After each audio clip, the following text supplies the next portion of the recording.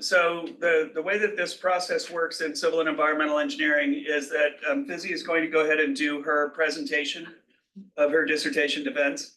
And we will, at the end of that, it should take about 40 to 45 minutes. At the end of that time frame, we'll take open questions from the audience, anything that they need to ask. And then we'll go into a closed session with just the dissertation committee at the end of that. If you feel like we need to add a clarifying question, this is for committee members only, please feel free to interject along the way. It's kind of hard for us not all in the same room to do that, but we'll figure it out. Just go ahead and shout out at a convenient point, and we'll pause and Fizzy can answer a clarifying question. Does anybody in the room have any questions? Nope. Committee members, you good? Yep. Yes, we're good. All right. So Fizzy, if you would, go ahead and take control here. Okay. Thank you, Dr. Genster, and sorry about the delay. Thank you for your patience for waiting while we are adjusting for the technical issue. And as Dr. Genster mentioned, today I'm going to defend my dissertation titled Network Level Analysis of Transit and Walking Thermal Comfort.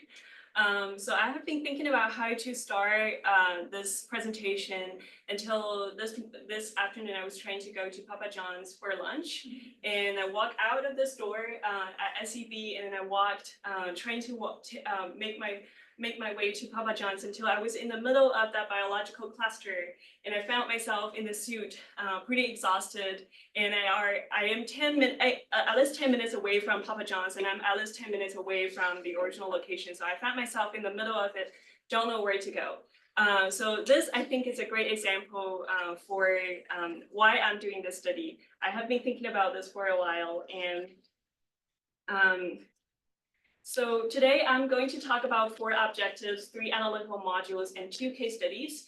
To be specific, I'm going to talk about an introduction and then go through the 3 analytical modules one by one. And then after that, I'll talk about the 2 case studies and the contributions of the study. So first, the introduction. As we all know, the combined influence of climate change, urban heat island, and extreme temperature are influencing transportation a lot. So like I mentioned, with my experience going to Papa John's today, the heat definitely influenced my flexibility because I found myself in the middle of it, not being able to go forward or backward. And it influenced my endurance as well because I'm in the suit. And usually I can walk for a couple of miles pretty easily, but with like just 10 minutes, it's very hard. And I'm sweating a lot, and that poses health risks. So what I really want at that point as a pedestrian, I want some information. If I know where I'm going to face with some navigation, if I'm informed of the heat condition, and I want to plan ahead. If I take in that pass frequent enough that I know that this might not be the best one to go. And actually, in my way back, I took the route behind Mason, and that was a pretty nice shaded area. And then I also really wish that there could be some greenery that provides some mitigation for me along the way. And given the fact that I'm a pretty young adult, the situation will be a lot more difficult for elderly, people with chronic diseases, and people that are not able to drive, not without a vehicle. So I thought about what are the models or the methods that can be used to address this issue, and I looked into the literature. I found this micro level study that gives me a pretty precise estimation of my actual temperature and thermal comfort situation that I'm going to fill with like physiological simulation, computational fluid dynamic. But then I realized that they are only doing this at a block level or building level. That wasn't going to help because when I walk, it's at least 3 blocks. And then I found this macro level study from transportation planning doing a city or regional level study. And then I found that they are majority of them use a survey or scoring system or other kind of qualitative methods. That isn't going to help much either because they don't provide a quantitative measure that can be transferable to my specific case for my travel condition at a specific date. So then this comes to the main reason for me to think about this mesolevel or network level approach is to provide some sort of tool to provide this holistic perspective at the trip level, but also quantifiable and tangible so that I know that I can use it at different times of the day for different trips. So here comes the problem statement. Despite increasing temperature and impacts on transit users and pedestrians, a comprehensive and quantifiable system to evaluate heat impact on travelers at the network level does not currently exist. And my goal for this research is to develop a comprehensive and quantifiable estimate of people's thermal comfort during transit and walking trips at the network level to connect with theory and practice. To be specific, I have 4 objectives. So when I was doing that trip, I really want to have a precise estimation of where exactly the shades are and how much % of the sidewalk are covered under that shades at different point of my trajectory. And after that, I want a more holistic perspective of the cumulative exposure to let me know at which point I would start to need to feel concerned about the heat exposure. And after all of this information, I want a tool to really tell me which is the optimal route to choose for my specific origin and destination. And last but not least, I want this tool to be practical enough that it can inform planning and navigation applications that can be used by me or other users. So this fits exactly into the 3 analytical modules that I'm going to introduce right now. The first module discusses the infrastructure investigation. So for this module, there are 3 main targets that we want to identify. The first is the precise location of the sidewalk. And after that, we want to know the configuration of the sidewalk or the geometry of the sidewalk. And then last but not least, we want to know the shading condition at different times of the day and different days of the year and how it interacts our sidewalk infrastructure. There has been a long history of development on sidewalk investigation from the early time survey and field observation methods to the semi-automated GIS methods to more recently the machine learning and deep learning based approaches. Despite this development, there are certain research gaps. For example, there are a lot of noise like shadow, tree shades, and other noise on aerial images that can mask important features in cost misclassification. There are also the urban texture are very similar. So just to give you an example, if I give you a pixel of a building versus a parking lot or a roadway or a piece of sidewalk or driveway, it's probably very hard to tell what exactly it is because they are just all gray. So the texture of the urban features are very similar and make it difficult for some of the more traditional models. However, there are also opportunities. For example, urban feature has this special feature like with the spatial autocorrelation. So assuming that if a piece of sidewalk is identified as present, but all its neighbors are absent, then there is a good chance that there is a misclassification right here because there is supposed to be a continuity feature with the sidewalk. And also urban patches has their unique geometry. They are often clustered in objects. So if identifying a piece of road by the color is difficult, it might be easier to identify it by its outline of the kind of line shape, long rectangle. With this in mind, this module uses 3 main data sources, the GoPro vehicle video frames mounting on top of the vehicle pointing to the passenger side of the sidewalk collected by the Ideas for Us project, and aerial images at very high resolution and LiDAR data at quality level 2 or 1 meter resolution. Here is an overview of the analytical framework in this module. So first of all, the equal spacing samples are generated from OpenStreetMap to identify the best vehicle frame as input for the sidewalk presence and absence classifier. The classifier then turns it into a preliminary finding of where the sidewalk might be. And then this will be converted into, passed through a geometric correction to find the more precise, accurate, and reasonable location of the sidewalk. The location of the sidewalk would then be used to generate this equal size patches, 256 by 256 patches for semantic segmentation, and that will result in a raster file with the location of the sidewalk and the location of the crosswalk. This will again go through a geometric correction into a more reasonable and accurate estimates.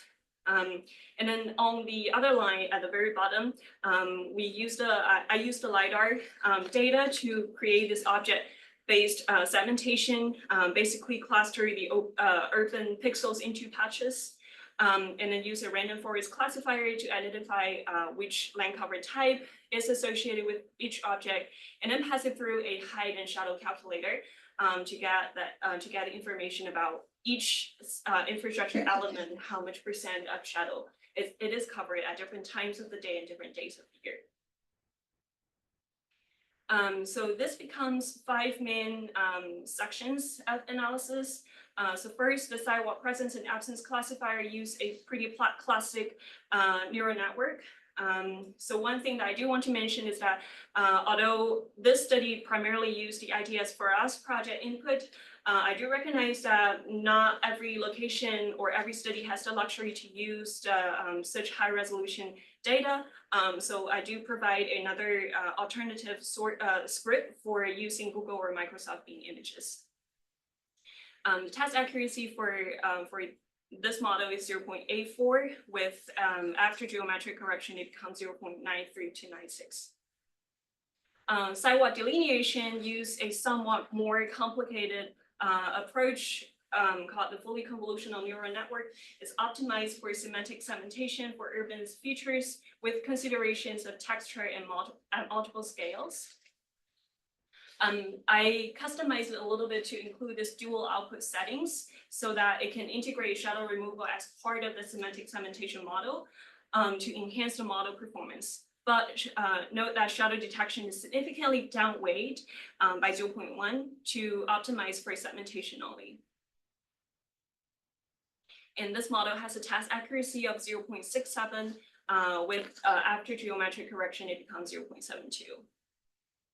So I've been talking about geometric correction. So what it does is pretty much using the feature of the sidewalk feature being pretty much continuous and highly spatial and sequential autocorrelated with its neighbors to identify the locations that have a significant appears to be a significant outlier, and then to adjust based on that feature. So here is an example intersection, and this is the initial classification classification output of the red being the sidewalk and the yellow being the crosswalk. So basically, I first create this Voronoi polygons to cut the sidewalk into 10 feet segments, and then to identify which of the classified output belongs to which segment. And I calculate width, average width of the sidewalk element, the sidewalk segment for each of the segment, and then identify the locations that appear to be significantly over the average of its neighbors, and correct them. So comparing with the before case, you can see that some of the areas with the broken sidewalk are filled, and some of the areas that with a weird shape or apparently fatter area, that those are cleared as well. So let's move on to talk about the object-based random forest. So this test is a little different from the previous in that it aims to provide the classification of the general land cover into either building, tree, or paved grounds. So if I'm to ask you among the 3 patches, which is a road and which is a building and which is a tree, are you able to tell which is which? So it might be easier to identify this as a potential tree patch because the color is very different, but for this two, it's very difficult. But if I tell you the general geometry of it without even showing the color, and if I tell you the height of this object, it will be pretty easy for most of the people to tell that this is probably a piece of road, and this is a building, and this is a tree. So the idea is to turn the LiDAR-based data into objects. Instead of doing a pixel level classification, we classify them at the object level. So in the geometries of the objects are calculated using a shape index that measures how closely the shape approaches a circle, and then the compactness index and the fractal dimensions that basically quantify the shape's complexity. So combining this with the LiDAR information, with the mean and variance of the point cloud, the height of the from the point cloud data, and fitting all of this data into the random forest model, and we'll be able to get the land cover classification. So note that I designed this to be based purely on open source LiDAR data and simple and interpretable model to ensure replicability in future studies in other study areas. The test accuracy for this model is pretty good at 0.95. And after getting the land cover type and combining it with the digital service model that is also retrieved from the LiDAR data, we'll be able to get the building geometry and the tree locations. And combining it with the angle of the sun, we'll be able to get the shadow. This is an example at 2 p.m. In the sky view vector. So to summarize this module, we identify several gaps and opportunities. For noise on aerial images, I used a shadow embedded dual output model for semantic segmentation. And for the issue with similar urban texture, I applied fully convolutional neural network to provide larger scale context.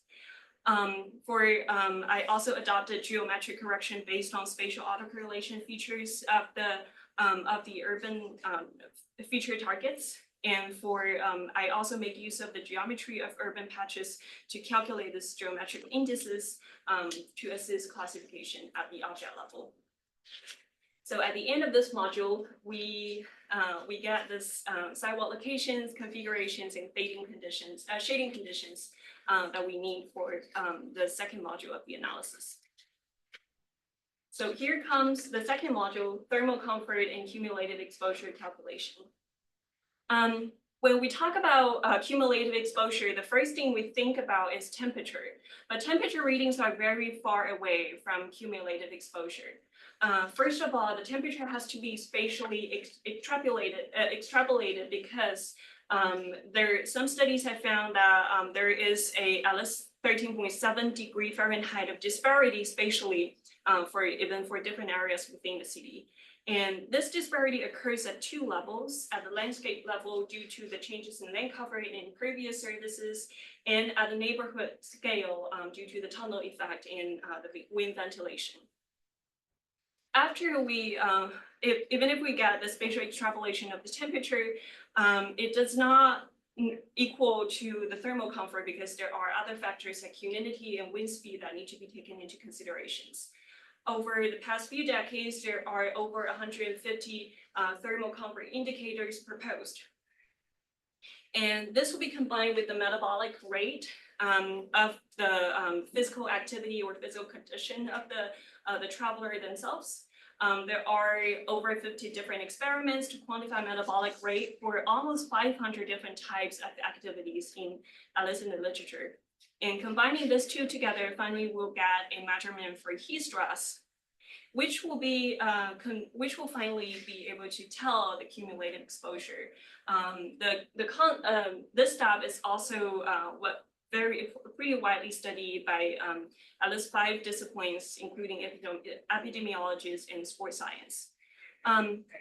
Despite all of this development, there are still gaps in the literature that prevents this models from being directly applied to a transportation study. First of all, a lot of the studies are conducted based on discrete empirical findings. They're parameterized for a specific condition and case, and it's hard to apply directly in modeling or generalize to other situations. And they often rely on specialized data depending on which discipline they are coming from. They require specialized data from, say, meteorological measurements, physiological experiments, and et cetera, et cetera. But there are also opportunities. So first, if we convert them to uniform units, consistent definitions across disciplines, we have the chance to build a complete workflow.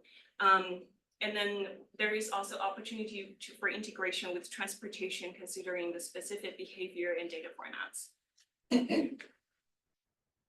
In this study, I used three main data sources: the temporal weather from NASA's Power API, the temporal radiation from ERA5, and the spatial variation derived from based on remote sensing-based method from the Landsat A satellite imagery.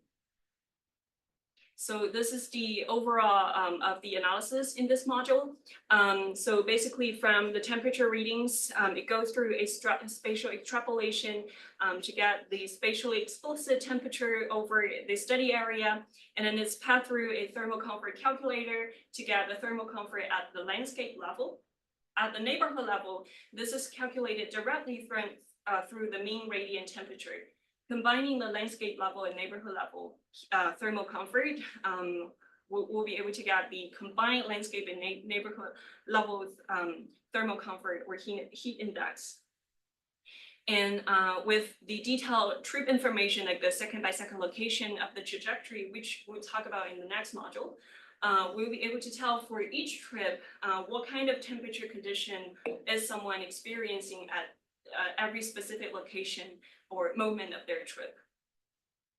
The trip information is also useful to generate this metabolic rate equivalent, which will be passed to the heat stress calculator to be combined with the temperature or thermal comfort information we have to find out this, again, this trajectory of from every second of the trip, what is the magnitude of this heat stress that someone is exposed to. And after we have this information for the entire trip, we'll be able to calculate the cumulative exposure in terms of two measurements. The first is a binary measurement of risk, and the second one is a continuous measurement of the largest amount of exposure that someone is experienced over the trip. So this module has, again, 6 analytical sections. The temperature, spatial extrapolation, and the landscape scale is conducted using remote sensing to retrieve land surface temperature to approximate variation in the temperature. Here is an example of the results over April to December of 2019. The thermal comfort calculator is to address the influence of humidity and wind speed on thermal comfort. So in this part, I used the National Weather Service's heat index and wind chill indicators to combine the temperature, humidity, and wind speed information into the heat index and wind chill indicators. For the neighborhood, at the neighborhood scale, the temperature variation or the thermal comfort variation is quantified using the mean radiant temperature. So the mean radiant temperature, you can think of it as an average of all the radiation you receive from back, left, right, top, down, all services around a person. This is quantified using the solar and long wave environmental irradiance geometry model. And this is an example of a day, July 21st, 2024, from the midnight of that day to the midnight of the next day. So the next section quantifies the metabolic rate equivalent. There are during a transit trip or even just a walk trip, there are different activities that can be involved during that trip. For example, in transit, people can be seated and waiting for a bus to come, or they can be running to catch a bus, or they can be just biking or taking a scooter for ingress or egress. So the goal is to quantify and categorize the intensity of the different physical activities involved in those trips. There are different experiments conducted as sports science or public health, trying to quantify these numbers. Luckily, there is this compendium of physical activities that provide a meta-analysis and convert them into the consistent unit.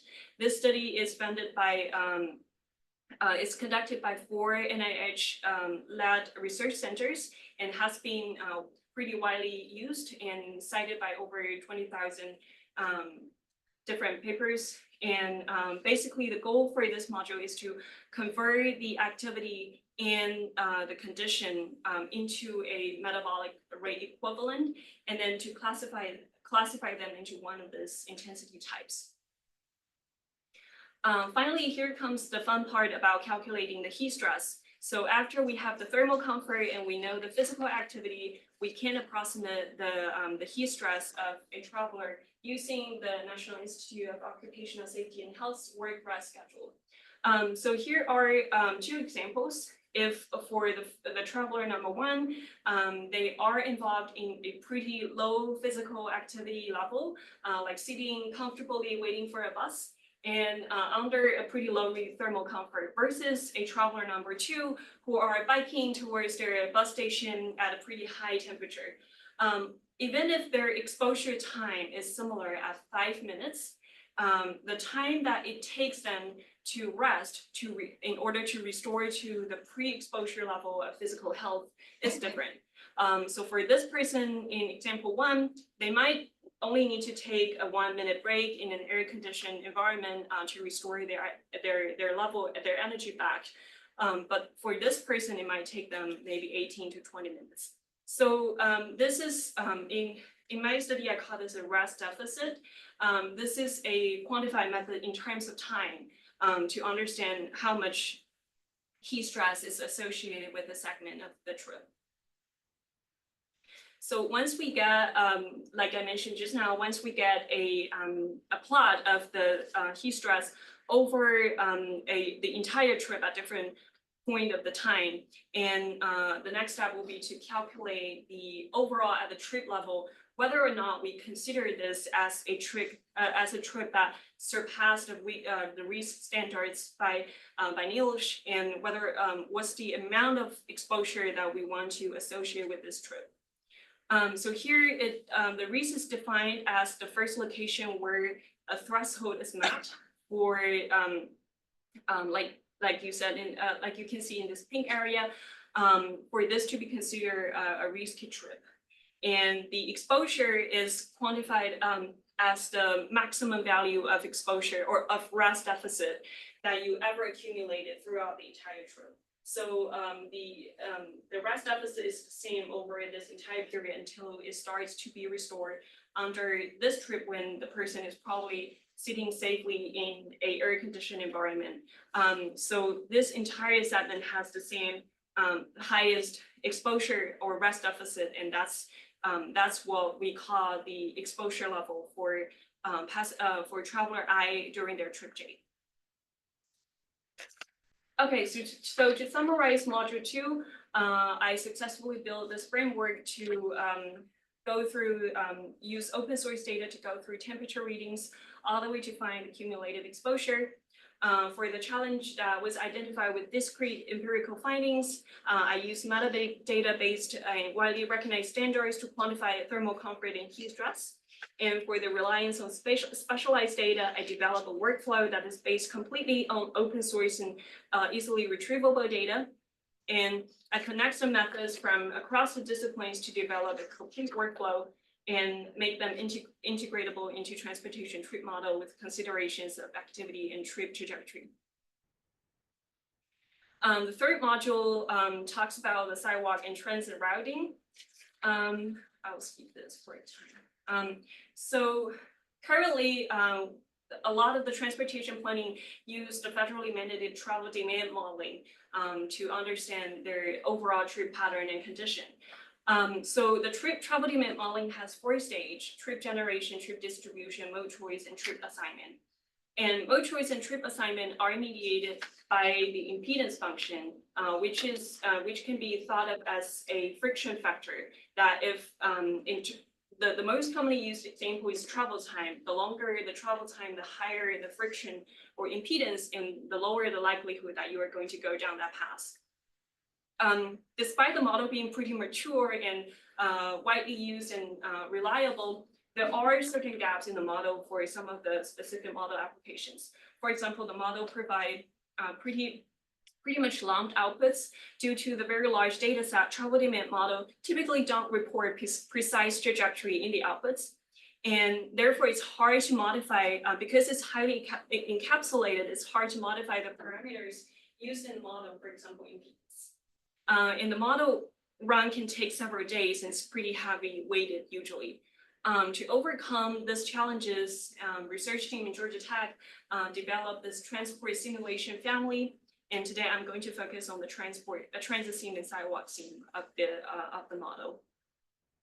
So this section used the GTFS data uploaded and maintained by various transit agencies to provide information about the transit overall network configuration and the schedules. The IDS for us network it includes a detailed sidewalk and crosswalk network. It's manually validated and includes various impedance vectors and the OpenStreetMap network as a secondary source. For the trend, the ideas behind the transit modeling is that we have, instead of having a spatial network, we have a spatial temporal network for transit with different schedules of the transit system. So here is a simplified visualization of it. The first thing transit scene does is to integrate it with a walk network, usually OpenStreetMap, but also other type of network, to find the location of possible transfer locations or like transfer points as marked in red here. So that becomes the final transit transfer network. When we try to route someone from the origin to their destination in the spatial temporal network, you can find that the origin is not to this spatial temporal location, probably because of proximity in time. And the transit scene used a Raptor algorithm to basically identify which is the shortest spatial temporal route to get to the destination. Under this example, this person will first ride a segment and then waited for the second bus, and then walk a little bit to catch that bus, and then finally they would take the final leg of the transportation to get to their destination nodes. And another thing that transit scene does that is important for this study is that it incorporates the geometry of the entire transfer and transit trajectory. So this trajectory becomes from a simple abstraction of the graph configuration into the one that has spatially explicit detailed trajectory. And combining with the ingress and egress final legs of the trip, and turn it into second by second location. That is the basis of how we generated those graphs for the cumulative exposure that you see in the previous module. So here is a overall visualization of how the transit scene 4.0 model work. I don't have the time to go into the detail, but if you're interested, you are welcome to ask questions in the Q&A. One thing that transit scene does is that it's based purely on open source data. It can be developed for GTFS data and OSM data, so that it can be used for not just in the study area that's used in this research, but also in other areas too. And it models spatiotemporal dynamic of the transit trips. So some of the previous study used the Dijkstra algorithm, which is based on the spatial dynamic alone. And that model can sometimes be a little misleading because it doesn't consider the weight segments into the entire trip. And then because that it doesn't consider the schedule, sometimes it can route users to a location that they need to wait for extra long. And last but not least, transit scene produces detailed second by second trajectory for the transit trips. Sidewalk scene is in a similar way that it produces detailed second by second trajectory for walk trips. And it also allows user to customize the impedance. So to summarize module 3, the transit scene and sidewalk scene kind of as a supplement to the travel demand modeling, they help produce detailed second by second information for each mode segment of the transit and walk trip, and it allows modified impedance to address different sidewalk features. And they are lightweight in nature, and they are running high efficiency compared to if you have to redo the 4-step all over again. Okay, so here I use 2 case studies to demonstrate an implementation of the proposed analytical module and show the results. So the first case study is transit riders' thermal comfort under extreme temperature in Atlanta metropolitan area. And the second case study is sidewalk routing with thermal risk embedded as an impedance vector. So there are 2 case study area. For the first study, I use the Atlanta metropolitan area, and then for the second study, I use a more confined study area in the city of downtown Lawrenceville. For the first case study, I use the data, I focus on transit only, and use the ARC's transit onboard survey data that provides a little over 42,000 samples. After weighing and expansion, it becomes almost 200,000 trip equivalents. And this data, thanks to ARC, is very comprehensive and covers different demographics in time.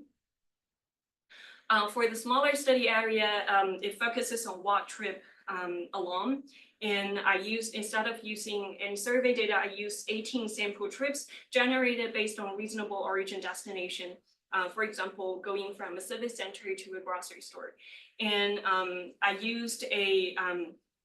I conducted the modeling based on the hottest day in Earth's observatory history, unfortunately, a couple of days ago, July 21st, 2024. So this is to show the overall model results. Based on the case study, 2.6% of the total model trips over the modeling period, that is from April to December, it's not just the summer, are exposed to extreme heat risk. And if we look at the summer only, in August 2019, 10.2% of the model trips are exposed to extreme heat risk. That is equivalent to over 20,000 trips per day in August. That's at a risk level that's surpassing the NIOSH's recommendation. In terms of demographic, the elderly is 17% more likely to be exposed to extreme heat than the population average. African Americans are 73 to 75% more likely to be exposed than Asians or white populations. And zero car population are 630% more likely to be exposed to heat risk than people with 1 car, 2 car, or 3 or more. I also conducted the analysis based on future climate. Under the projected weather condition in 2100, the summer trips can be exposed to 37.1 to 76.4% of the summer trips can be exposed to extreme heat risk. And although the lower income are not the most heavily influenced group in 2019, their heat exposure would be the worst in 2100. And that's not just the case for lower income, but also for a lot of the other resource constrained group. Their situation would get, the disparity will become larger as climate change is projected to exacerbate. This demonstration shows the exposure by different mode segment. So during a transit mode, we all know that there is this ingress segment. You can do it by a variety of different modes. And after that, you typically wait a little bit for the transit and then take the transit and then take a walk transfer and then do the egress. So here is a breakdown of the exposure by different modes. There is a differentiation between the total amount of heat contributed by each mode and the total amount of heat experienced by each mode. So the amount of heat contributed can be thought of like the throughout the entire trip, before you reach the threshold level, what are the elements of the trip that are contributing to this over the entire trip? And then the experience part only captures the location after the potential heat-related illness outbreak. So where are the locations that you will likely be in a pretty sick condition, feeling like you need some medical support? So as you can see in the chart, walk ingress and egress are in wave segments result in the highest total amount of heat contribution. In terms of heat experience, however, the transfer walking, waiting and transfer riding are the segment where heat impact is most often experienced. It's interesting to note that walk ingress and egress are similar in terms of total amount of heat contributed, but in terms of experience, egress is significantly higher than ingress. The concept of the heat contributed versus heat experience is transformed into a mitigation-based prioritization versus adaptation-based prioritization in terms of the overall asset prioritization analysis. So the mitigation-based analysis will be useful for mitigating or reducing the impact of the heat before a potential heat-related illness outbreak. But the adaptation-based prioritization will be particularly useful after a heat-related illness outbreak and to provide emergency medical resources to prevent the worst case scenario from happening. So as you can see in these two charts, the mitigation-based prioritization should focus on high exposure areas like the northeast and the southern area of the airport. But the adaptation-based prioritization, such as the provision of emergency medical resources, should prioritize major transport hubs. That's like Sandy Springs, Lindbergh Station, and the airport.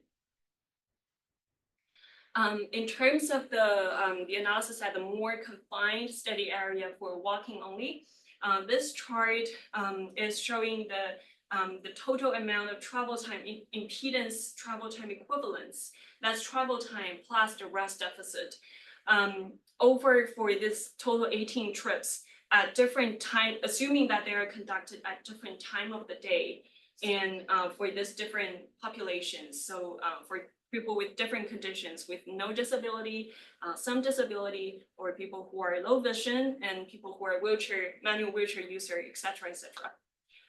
So as you can see, majority of the trips are having an impedance of infinity during noon to 4 p.m. Of the noon to 5 p.m. of the day that we modeled for the extreme temperature day of July 21st, 2024. That means that these trips under the extreme heat, there are too many sidewalk lanes that are unsafe for walking. And for this particular trips, they are not recommended because there is no way to route them safely into their destination. So in terms of route decisions, if they are to take the route, does the temperature at different times of the day influence which route they choose? Here is a comparison between assuming that they are going from the same origin to the same destination at 5 p.m. versus 6 p.m. versus 7 p.m. of the same day. At normal temperature, that is at 7 p.m., people typically use the shortest walk route. That's the blue dashed lines here. And this chart is showing, to the left-hand side, shows the route selection for an average pedestrian or a typical pedestrian, and the right-hand side is showing a wheelchair user. So as you can see, their route choice is different because they have different experience with the rain presence, smooth paths, etc. And also they are their heat response mechanism is different in these two populations too. When temperature and radiation heat risk is high, pedestrians can be rerouted to paths that are covered by the shade. For example, for the typical pedestrian at 6 p.m. when there is a little bit of heat, they will likely choose to reroute over by crossing this link to get a little more of the shade under this path. But then when it was 5 p.m., if they are forced to travel at 5 p.m. when exposure is pretty high, they might take this route instead, this very long route, because it might give them more shaded areas. To summarize the case study, first of all, heat risk is a threat to urban multimodal transportation currently and will become more significant with climate change in the future. It also carries significant equity implications as different demographics are exposed to different levels of risk, with vulnerable populations and dependent riders at higher risks. With the consideration of heat, the optimal trip decisions, that is whether or not to conduct a trip and route decision, will change. While mitigation-based strategy highlights the high exposure segment of the trip, adaptation-based strategy highlights the latter half of the trip. This indicates the potential existence of the carryover effect in travelers' heat stress. So here comes the final module of the presentation. I'm going to introduce the contributions. Contribution to theory, this study fostered the understanding of impedance based on multifaceted utility in travel decisions. It also contributes to the understanding of network level resilience and influence of health risk accumulation from the trip. It contributes to the integration of knowledge between health risk assessments and transportation engineering. And last but not least, it found carryover effect in heat exposure during transportation that if overlooked can be dangerous. Refinement of method, this study developed a comprehensive workflow to investigate sidewalk shading condition at high resolution. It integrates CDC standards in modeling cumulative exposure in transportation. It also developed a tool to allow routing with updated impedance function to account for thermal comfort influence. Contribution to practice, This study helped the planning agencies better understand the actual impact of extreme temperature on cities in quantified numbers. For individuals, especially the elderly, people with disability, and people with chronic diseases, this study helped them better understand the health risks of their daily travel. This study also helped the general public to raise the awareness of for not just the catastrophic natural hazards, but also the impact of sunny day climate stressors. Here are some publications that are coming from this thesis, but most of them haven't been published yet. And I would like to thank my committee members and my external committee. Special thanks for Guy and Tejas from ARC and my teammates, friends, and family, and my cats. All right, thank you very much. Let's open it up to general questions from the audience.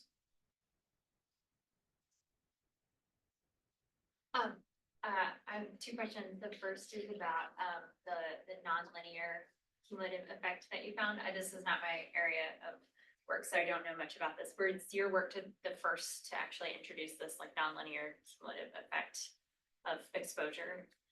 I'm not sure if I'm the first to find this nonlinear effect in other disciplines, but in transportation there are. So thank you for the question. I actually prepared some extra slides.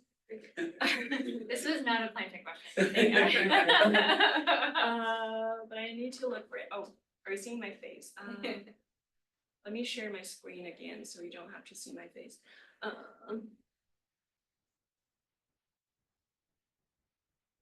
It was in my presentation yesterday and then I removed it. Now I can't find it.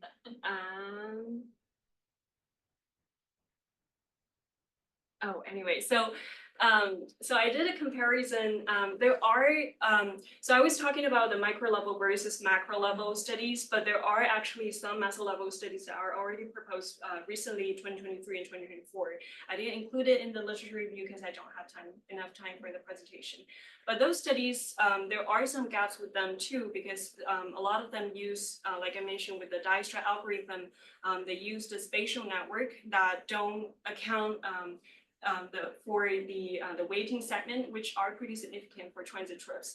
And some of them, although they use the spatial temporal network, they use a additive measure for calculating the exposure. That is, they basically say that for a segment of the trip, I calculate the amount of exposure or thermal comfort you experience and assume that over the entire trip, your total exposure is the sum of all of this exposure. So that wasn't dynamic enough, and it's pretty much a linear or additive relationship. And it turns out not being a very good estimate because it doesn't take into account, like when we write transit, it's usually like we wait a little bit and feeling hot, and then once we got on the transit, we feel a little better. It doesn't account for that recovery effect. And also it doesn't account for, the human body's response to heat is not linear. Sometimes you could be perfectly well at 10 minutes and then you will be like pretty exhausted at 15 minutes. And that factor is not accounted for in those type of study. So that is actually one of the part that I consider to be a major innovation in the methods. So I wish I could have the slides there, but if anyone wants more discussion, we can continue on that. If that answers your question. Just curious about something that you focus on the extreme heat. Mm-hmm. I'm just thinking how easy can the models be transferable to like extreme cold, because also extreme cold affects the transit and walking. That's a great question again. And I do have, yes, I think I have it here. So here, if you might find this graph's familiar. So these are the graph I made for extreme heat, and I actually did the analysis for extreme cold or wind chill. I just didn't have the time to present it, first because of the time constraint, but also because extreme cold or wind chill isn't too much of a thing for Atlanta. As you can see, like if you look at this graphs, the influence is very minimal compared to most of them are like greenish, they are not getting into the dark color. So yeah, this is definitely useful for extreme wind chill as well. Thank you. Would be applicable to other places outside of Atlanta. You have a chat item from Guy? Oh.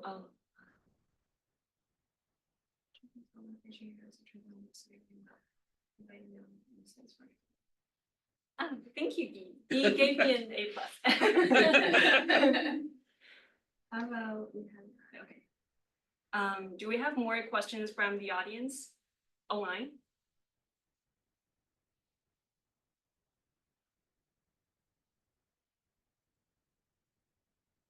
It's like a no. More questions in the room? I'm just curious where you think you would see this going in the future. So you've developed these tools for transits and for sidewalks and Yeah, I think where would you see this going in the future?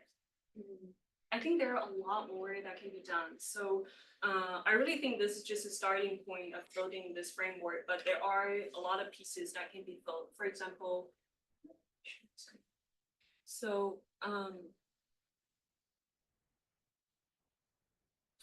for this workflow, there are people from different backgrounds, they care about different things. Like for epidemiologists, they might be more concerned about, oh, you really need to get a very precise estimate of the health impact, not just in terms of like, having intensity physical activity or low intensity physical activity. So there are a lot of room to improve on this. Like it's like, I feel like I've kind of built a pipeline, but there are a lot more that can be done to make the pipeline like fancier or like more rigorous in the future. Yeah, thank you.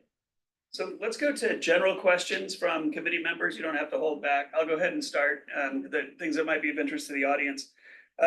You indicated that some of you showed that we've got a lot of heat stress buildup associated with the walking and the transfer trips. And then you use that to identify areas where you think we could improve resilience of the system for the users. And you showed a graphic where you had the transfer stations where you thought that we should be doing some mitigation, but I was expecting to see a list of types of mitigation or intervention that you would be proposing there. So if you were trying to mitigate, yeah, that's a good exact slide. What kinds of things would you be proposing at those 3 locations? Some practical implementation. That's a great question. So let me use the more complete slide because I feel like that's an overflow of information. I didn't use this. So basically this slide is showing, so these two that are in my original presentation, they are showing the composite factor of total amount of heat exposure contributed by a station. But there is this average factor of, so if you think of it from like a resilience standpoint, this is probably kind of like an exposure, and this is more like an exposure times criticality kind of factor. And then this is for the transit stations, and then we have this for the transit transfer point. So I would start with the adaptation-based measures. I think for adaptation-based, it really happens when, so these locations are identified as high importance because these are the locations where a lot of transit travelers or pedestrians, they got to those points and started feeling sick. And so for those locations, what I would recommend is to provide emergency medical resources or even some just immediate cool off, like air conditioned cool off environment, so that it can get into. But then for the mitigation based measures, it's more just like maybe like for transport walking is to provide the shades. And then for the stations, maybe with a little fan or some shading areas, that could be a great start. Yeah, Marta actually did a lot of that associated with the Olympics, when the Olympics were here in '96. So we had cooling stations and water stations and misting stations with big fans and all of that, and you can have a significant impact. Other general questions from other committee members? Aja, you must have something that's of interest to the entire group. Actually, not really, because somebody just asked that question. Okay, let me ask another one since you called me out, Randy. So yes, so Fizzy, by the way, I just enjoyed your presentation very much. I think you've done a really nice job in pulling all of this together. My question to you is, what are the largest sources of variation? Variation. Yes, in your methodology, and did you address those sources of variation, and how would you address them? Do you think there's a need to address sources of variation in this work that you've presented? In terms of the accurate precision of the methods. Yes, in terms of the recommendations you make and how valid they are, right? Because exposure or the averages of heat exposure are changing as well, right? Over time, it's not deterministic. I think when I look at what you've done, I think that may work for this year, and maybe next year, given the rates at which we're going. But just in general, this is a general question. Okay, do you think there are sources of variation that are worth addressing, or you think this suffices given that the scale at which you're working? I think that's a very good question. Give me a second, let me think about it. So I think if we look at the entire workflow of generating the quantifying the cumulative heat exposure, I think a lot of the factors that are related to the temperature, although there could be inaccuracies in, like, say, the exact delineation of the sidewalk, but then after averaging them out, I think they're when they are connected to a sidewalk element at an aggregate level. I didn't do the sensitivity analysis, but I think it shouldn't be a very big of concern. I do think that a lot of variation will come in from how to quantify this cumulative exposure, because currently I used the occupational safety standards because apparently that's the best source that I could find. But there could be like different measures for it. So this, if you look at if you go back to this, this does consider the different metabolic rate with different activities for average adults, older adults, and wheelchair users. But the variation in terms of their physical activity and their physical condition are very different for different population, like young adult versus middle age, or male versus female. So that could be depending on how precise you want to make the recommendation. And also people's, like, subjectively, like I myself, I'm a very heat averse person. I don't want to travel under very highly exposure of some condition. So those factors, like individual differences, and because this is a ultimately, this is more a transportation study taking at a larger scale. If you are doing it in a very precise, like medical or like public health way, you might want to consider those population differences, and you might use a different standards, for example, for specifically for transportation, not just for standard for occupational health. Okay, very good. I'm glad you pulled out the term sensitivity analysis, because that's really what I was going after, and I think it will be good to have this in the recommendations, because one of the things someone could do is say, or an entity, oh, here we have a nice model and it can predict this forever, and we know that it's more dynamic than that, and so just really emphasizing where there ought to be sensitivity analysis, and the fact that this is not static, right? I think will add value. Yeah, I think the way you mentioned that it's not static, and the fact that I'm using a deterministic approach, I think one other variation that could come from is from people's travel decisions. So for example, like in my case study, I basically assume that people are going down the path that give them the shortest route. But there is this imbalanced information, like people, some people, they may not know, like, or I guess in most people nowadays, they do not know the health risks associated with their trip. They are not provided with this information. And even if they have this information, there are many other factors that influence the travel decision. That goes a little bit beyond the scope of my dissertation, but I think that's an important factor for future study to consider, like maybe using some of the more stochastic modeling of where people will go exactly to have a more like, I guess, realistic picture of the overall system performance. Excellent. Given Mike's role as a faculty member in EAS, I was going to have him add on to that in terms of the question, but it looks like you have something in chat that's very similar. I saw it. Are you able to see the chat? Okay, so I'll read it out. So Zian said, great presentation, thank you. I have a quick question. Would you consider the real-time weather conditions such as cloudy day to adjust the suggested route? Yes, that's a great question. So I guess the answer is yes and no for now. So the model is definitely configured like the cumulative heat calculation model. They are to be packaged into a Python package. I call it heat path analyzer, but I think it's registered with a trademark, so I have to change the name. But anyway, so it will be published as a package, and people will be able to use it. But on the other hand, the reason, so that means that if you, and I think the data that I use for the NASA's Power API, it provides you, you can give it a day and you can retrieve the day temperature information. I'm not sure if it's real time, but I'm pretty sure that you at least have the nearest 7 days. That's at least a week ago, you will have all the data. So that's the technical feasibility of it.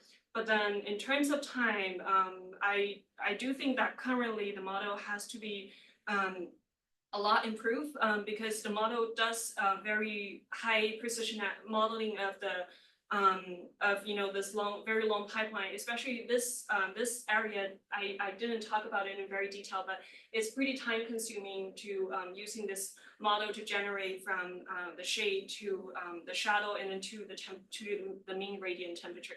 So if we want to get the real time where it will be more valuable and applicable there, we need to be some assumptions or like some preset assumptions of where the shadow are and kind of things. There will be a trade-off.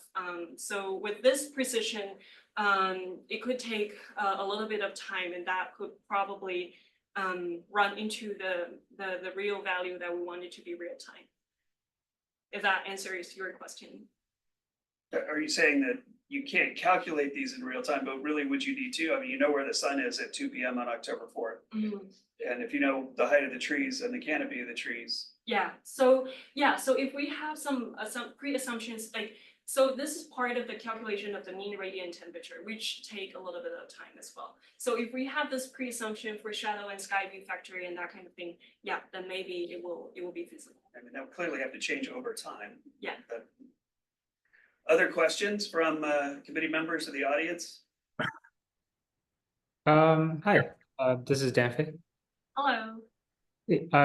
Great presentation. This might be the best thesis defense I've seen this year.